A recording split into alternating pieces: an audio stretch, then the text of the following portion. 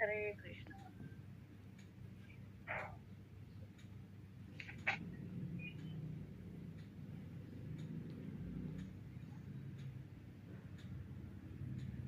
श्रीमद् भगवत गीता यथारूप अध्याय 6 और अध्याय का नाम है ध्यान योग और श्लोक संख्या है 40। श्री भगवान उवाच पार्थ नैवेह नामुत्र विनाशतस्य विद्यते न हि कल्याणकृत कश्चित् दुर्गतिं तात गच्छति। शब्दार्थ। श्री भगवान उवाच, श्री भगवान ने कहा, पार्थ हे पृथापुत्र, न एव कभी ऐसा नहीं है कि है इस संसार में, न कभी नहीं, अमूत्र अगले जन्म में, विनाश है नाश, तस्य उसका, विद्यते होता है,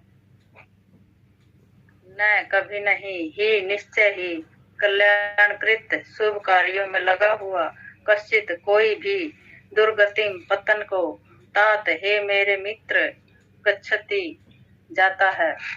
यहाँ पर जो भी पिछले श्लोकों में, जैसे काफी दिन हो गया हमें किए हुए, पिछले 37वें श्लोक से अर्जुन जी ने प्रश्न किए थे भगवान श्री कृष्ण से। तो उसमें अर्जुन ने कहा था कि अर्जुन ने कहा, हे कृष्ण, उस असफल योगी की गति क्या है जो प्रारंभ में श्रद्धा पूर्वक आत्म साक्षात्कार की विधि ग्रहण करता है, किंतु बाद में भौतिकता के कारण उससे विचलित हो जाता है और योग सिद्धि को प्राप्त नहीं कर पाता।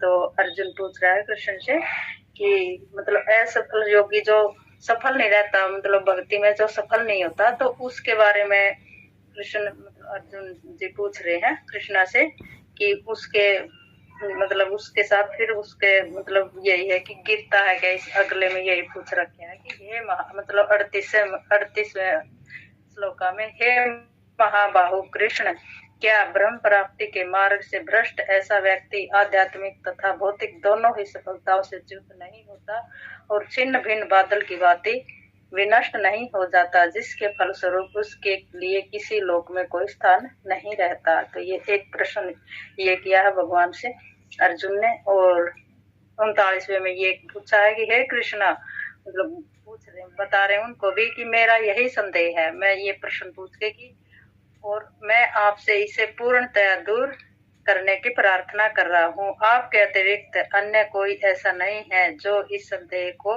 नष्ट कर सके। तो अर्जुन को इतना भरोसा, इतना विश्वास है कि उन्हें भी पता भी है इस बात का, क्योंकि उनके संगी है, मित्र हैं, भगत भी है कि इन मतलब भगवान कृष्ण के अलावा और कोई मेरे संदेह को दूर नहीं कर सकता। तो इसलिए उनसे ये प्रश्न किए हैं। तो फिर 40वें में भगवान ने अर्जुन को ये बताया है कि भगवान ने कहा, है पृथापुत्र, कल्याण कार्यों में निरत योगी का न तो इस लोक में और न ही परलोक में विनाश होता। है मित्र, भलाई करने वाला कभी बुराई से पराजित नहीं होता। तो यही बता रहे हैं भगवान जी कि जो कल्याण कार्यों में लगे रहते, मतलब निरत योगी का न तो इस लोक में और न परलोक में विनाश होता है। तो इसका उनसे थोड़ा बहुत मुझे जैसा भी याद है, जो वे थे विल्लभ मंगल भी थे, वो भी पहले भगत थे, पिछले जन्म में भी भगत थे। तो इस जन्म में फिर वो भी जैसे बीच में वो गिर के थे, वो एक वेश्या, चिंतामणि वेश्या के उनके मतलब साथ जैसे भी गलत किया उन्होंने, तो फिर भी उनके भक्ति फिर उन्होंने ही जागृत की। तो बाद में वो फिर भगत, मतलब वो गिरे नहीं, जैसे कि वो फिर भक्ति में ही इतने प्रगाढ़ हो गए कि बहुत ज्यादा। और इसी में अजामिल का भी उदाहरण है कि वो भी पहले भगत थे और बीच में फिर उन्होंने फिर गिर चुके थे। फिर वो इसी बता रहे हैं भगवान कि जो भी अगर वो भगत है तो उसका कभी वो नहीं गिरता, क्योंकि फिर उसके अंदर जो वो है वो भौतिकता से इतना लिप्त नहीं हो, तो वो भी जाता है तो फिर वो उससे उठ जाता है। तो उसको कोई नहीं हरा सकता अगर भगत अपनी पहले वाली स्थिति में आ जाता है। तो भौतिकता में फिर वो लिप्त नहीं होता, उसे अपनी गलतियों का भी एहसास होता है। तो तात्पर्य में प्रभुपाद जी बता रहे हैं, श्रील प्रभुपाद की जय। प्रभुपाद के अनुसार श्रीमद् भागवतम में एक पॉइंट, मतलब पहले स्कंद के 5वें अध्याय के 17वें में मतलब श्लोक में श्री नारद मुनि व्यासदेव को इस प्रकार उपदेश देते हैं। त्यक्त्वा सब धर्मम चरणाम्बुजम हरेर्भजन पक्वोऽथ पत्य तेजो यदि यत्र क्वाभद्रं भूदमुष्य किं को वार्थ आप्तो अभजतां स्वयं धर्मतः। यदि कोई समस्त भौतिक इच्छाओं आशाओं को त्याग कर भगवान की शरण में जाता है तो इसमें न तो कोई क्षति होती है और न पतन। तो यही बता दिया इसमें कि मतलब नारद जी भी यही बता रहे हैं व्यासदेव जी को कि मतलब जो भगवान की शरण में चला जाता है तो उसकी कभी कोई क्षति नहीं होती, मतलब उसका कोई नुकसान नहीं होता और न ही उसका पतन होता, वो गिरता है। तो दूसरी ओर अभक्त जन अपने अपने व्यवसायों में लगे रह सकते हैं फिर भी वे कुछ नहीं प्राप्त कर सकते। तो यही बता रहे हैं। तो इसके तात्पर्य में भी प्रभुपाद जी यही बता रहे हैं कि जो अभक्त होते हैं, जो अपने कितना भी पैसा कमा ले, जैसे व्यवसाय में या फिर अपने अपने जो भी उनके व्यवसाय है, नौकरी है, जो बड़े बड़े पदों पे है, तो वैसे पैसा कितना ही कमा ले तो वो कुछ नहीं प्राप्त कर सकते। अगर भगवान को नहीं उन्होंने पाया तो कुछ भी नहीं पाया। अगर वो भक्ति में कृष्ण भावना प्रभावित नहीं हुआ तो उसको कुछ नहीं मिला। तो यही बता रहे हैं कि भौतिक लाभ के लिए अनेक शास्त्रीय तथा लौकिक कार्य हैं। जीवन में आध्यात्मिक उन्नति अर्थात कृष्ण भावनामृत के लिए योगी को समस्त भौतिक कार्यकलापों का परित्याग करना होता है। तो इसमें यही बता रहे हैं कि जो कृष्ण भावनामृत के लिए योगी को, जो भी योगी हैं, कृष्ण भावना मतलब भगत लगा लो, भगत, तो समस्त भौतिक कार्यकलाप जो भी भौतिक, ये नहीं कि हमें अपनी गृहस्थी का मतलब काम नहीं करने, उनका त्याग करना। वो तो अब गृहस्थी है तो काम तो सारे करने पड़ते, पर जो नहीं है, जैसे अब हमारे अब कल शाम को भी शादी थी, मैं वहां नहीं गई तो मतलब फिर भी गुस्सा तो उन्होंने आया मेरे ऊपर, पर मैं चलो कोई बात नहीं, करने दो। तो जो त्याग सकते हैं वो त्यागने चाहिए। और जैसे हमारे कर्म है, ये गृहस्थी के काम है, ये तो नहीं त्याग सकते। तो इसमें यही है कि भगवान को निमित्त रख के जो भी काम किया जाए, क्योंकि वहां जाती तो भगवान को मैं नहीं रख सकती थी, मतलब उसमें कि भगवान आपको समर्पित कर दूंगी, वो नहीं कर सकते। तो इस वजह से मैं वहां नहीं गई थी। आज भी जाना है पर मैं आज भी नहीं जा पाऊंगी। तो जो त्यागने लायक है उनको तो त्यागना चाहिए, और जो नहीं है वो तो जैसे काम है, खाना बनाना है, घर की साफ सफाई, वो हम नहीं त्याग सकते, तो वो तो हमें करनी है। तो यही उद्देश्य होगा, यही बताने का होगा मतलब प्रभुपाद जी का भी कि समस्त भौतिक कार्यकलापों का परित्याग करना होता है। कोई यह तर्क कर सकता है कि यदि कृष्ण भावनामृत पूरा हो जाए तो इससे सर्वोच्च सिद्धि प्राप्त हो सकती है, किंतु यदि यह सिद्धि प्राप्त न हो पाई तो भौतिक एवं आध्यात्मिक दोनों ही दृष्टियों से मनुष्य को क्षति पहुंचती है। शास्त्रों का आदेश है कि यदि कोई स्वधर्म का आचरण नहीं करता तो उसे पाप फल भोगना पड़ता है। तो अतः जो दिव्य कार्यों को ठीक से नहीं कर पाता उसे फल भोगना पड़ता है। भागवत पुराण आश्वस्त करता है कि सफल योगी को चिंता करने की आवश्यकता नहीं है, भले ही उसे ठीक से सब धर्माचरण न करने का फल भोगना पड़े तो भी वह घाटे में नहीं रहता, क्योंकि शुभ कृष्ण भावनामृत कभी विस्मृत नहीं होता। जो इस प्रकार से लगा रहता है उसे अगले जन्म में निम्न योनि में भी जन्म लेकर भी पहले की भली भांति भक्ति करता है।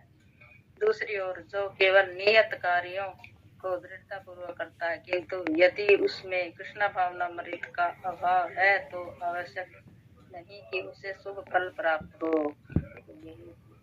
इस श्लोक का तात्पर्य इस प्रकार है। जो भी ये श्लोक, मानवता के दो विभाग किए जा सकते हैं, नियमित तथा अनियमित।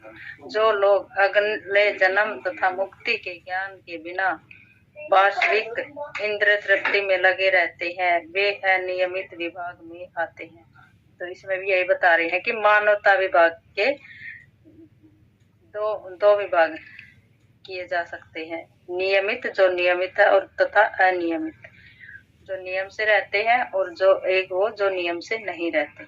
जो लोग अगले जन्म तथा मुक्ति के ज्ञान के बिना पाश्विक इंद्रिय तृप्ति में लगे रहते हैं वे अनियमित विभाग में आते हैं। जो लोग भौतिक इंद्रियों के तुष्टि भौतिक सुख के उसमें लगे रहते हैं वे अनियमित विभाग में आते हैं। और जो लोग शास्त्रों में वर्णित कर्तव्य के सिद्धांतों का पालन करते हैं वे नियमित विभाग में वर्गीकृत होते हैं। और जो शास्त्रों के आध्यात्मिक उसमें रहते हैं उनके सिद्धांतों से चलते हैं तो वे नियमित विभाग में वर्गीकृत होते हैं, उसकी गिनती में आते हैं जो नियमित विभाग। अनियमित विभाग संस्कृत तथा असंस्कृत, शिक्षित तथा अशिक्षित, बली तथा निर्बल लोग पाश्विक वृत्तियों से पूर्ण होते हैं। तो उनके कार्य कभी भी कल्याणकारी नहीं होते क्योंकि वे पशुओं की भांति आहार, निद्रा, भय तथा मैथुन का भोग करते हुए इस संसार में निरंतर रहते हैं जो सदा ही दुख में है। तो इसमें भी यही बता रहे हैं कि जो अनियमित वर्ग के हैं उनके लिए है कि वो मतलब उसमें जो शिक्षित तथा अशिक्षित, बली तथा निर्बल, जो मतलब अपने भौतिक इंद्रियों को मतलब तुष्ट करने की उसमें लगे रहते हैं, सुख भौतिक सुख की उसमें लगे रहते हैं, और अपने जो ये पशुओं वाले जैसे पशु भी करते हैं यही खाना पेट भरना, जैसे निद्रा तथा भय, ये सब कुछ पशु भी करते हैं। तो पशु में और उनमें कोई अंतर नहीं है क्योंकि पशु में इतनी बुद्धि नहीं है तो पशु को इतना, फिर भी वो तो अपने पहले के कष्ट काट रहे हैं तो उनको जैसे हम भी आ लिए तो हम इनमें लिप्त रहेंगे तो हमें भी आगे पशु ही बनना पड़ेगा क्योंकि अब हम ये कर्म करेंगे तो नीच का काम करेंगे तो इसी जो सब मतलब दुख में है क्योंकि जो भौतिक सुख है ये मतलब स्थायी नहीं है, ये अस्थायी है। तो कभी सुख आ गया तो फिर दुख स्थायी नहीं है, मतलब दुख आते रहते, फिर दुख आएगा तो फिर और बुरा लगता है। किंतु जो लोग शास्त्रीय आदेशों के अनुसार संयमित रहते हैं और इस प्रकार क्रमशः कृष्ण भावना भावित को प्राप्त होते हैं वे निश्चित रूप से जीवन में उन्नति करते हैं। और जो शास्त्रों के अनुसार चलते हैं और उनके आदेशों के अनुसार संयमित रहते हैं और मतलब कृष्णा हमेशा सदा कृष्णा भावना अमृत को प्राप्त होते हैं वे निश्चित रूप से जीवन में उन्नति करते हैं वे, और वो खुश भी रहते हैं। ये तो हमें भी देख लिया कि जितना भी भौतिक उस संसार में लिप्त रहेंगे उतने कष्ट मिलेंगे, और थोड़े से भगवान के साथ उनके आध्यात्मिकता में रहेंगे तो उनमें हमें थोड़ी शांति और सुकून भी मिलता है और हम उन्नति भी करते हैं। कल्याण मार्ग के अनुयायियों को तीन वर्गों में विभाजित किया जा सकता है। एक भौतिक संपन्नता का उपयोग करने वाले शास्त्रीय विधि विधानों के अनुयायी, और दूसरा है संसार से मुक्ति पाने के लिए प्रयत्नशील लोग, तथा तीसरा है कृष्ण भावनामृत में के भक्त।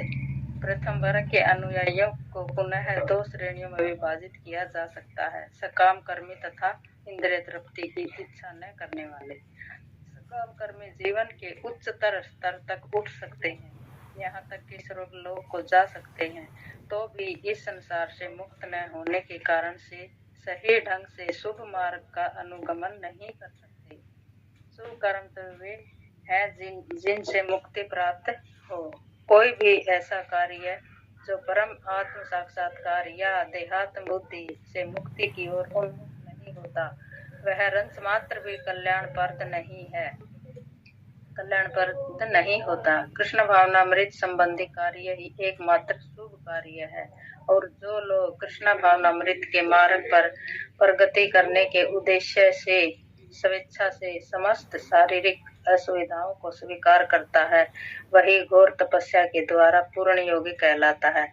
चूंकि अष्टांग योग पद्धति कृष्ण भावनामृत की चरम अनुभूति के लिए होती है, अतः यह पद्धति भी कल्याणप्रद है। अतः जो कोई इस दिशा में यथाशक्य प्रयास करता है उसे कभी अपने पतन के प्रति भयभीत नहीं होना चाहिए।